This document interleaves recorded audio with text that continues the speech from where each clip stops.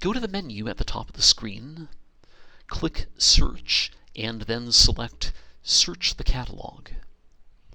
You also have the option of clicking Cataloging, and the same link is right at the top. Search the catalog. There also is a search area right in the middle of this welcome screen. You should be aware, however, that this can only do keyword searches. And depending on how you have your workstation configured, it may not automatically search all of Spark.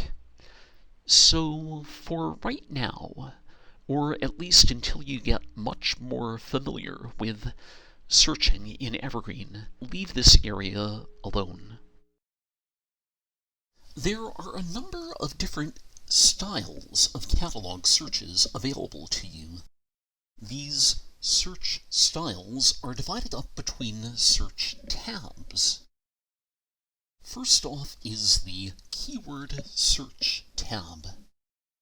Search terms are entered here in the area marked Query.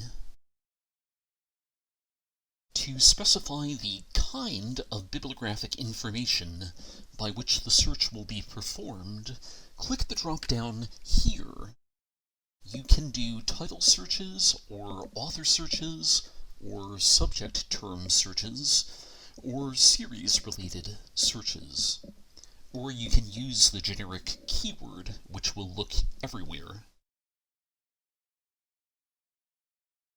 The drop-down immediately to the right lets you choose the search operator, whether the search will look for records that contain your search query terms, or whether it will look for records that do not contain your search terms, or for records that contain your search terms somewhere within the contents as an exact phrase, or that match your terms verbatim, or where the part of the record being searched starts with your query terms.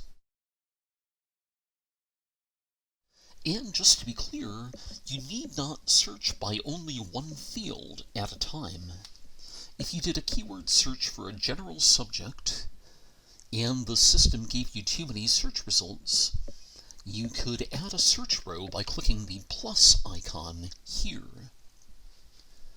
And then you could add another element to make the search more specific. To filter your search results, there are two different places that you can go. First, you can filter your search by item format by using the drop-down here. You would do this, for example, if you wanted to search only for music CDs, or for DVDs, or even for items in Braille. And to reach the second area, click the icon that looks like 3 dots stacked on top of each other. And that lets you get very specific with your filter choices. If you wanted to restrict your search to only retrieve items written in Chinese, or to only retrieve home video releases in Betamax format, or to only show items published before 1945, this is the basic area that you would go to. The final thing to highlight on this screen is the consortium level filter. If you're adding a new item to your collection, it is very important to make sure that you click in this area and select the highest value, Spark Libraries. Spark uses a shared bibliographic catalog. In layman's terms, this means that for each unique version of a book, or a CD, or DVD, or Blu-ray, or whatever, there should be only one MARC record, and all of the item records for that, no matter where they are in Spark, should be attached just to that one MARC record. I want to be clear, the fact that we use a shared bibliographic catalog is, in and of itself, it's a very good thing. It simplifies things for patrons, and it makes life simpler and easier for us catalogers.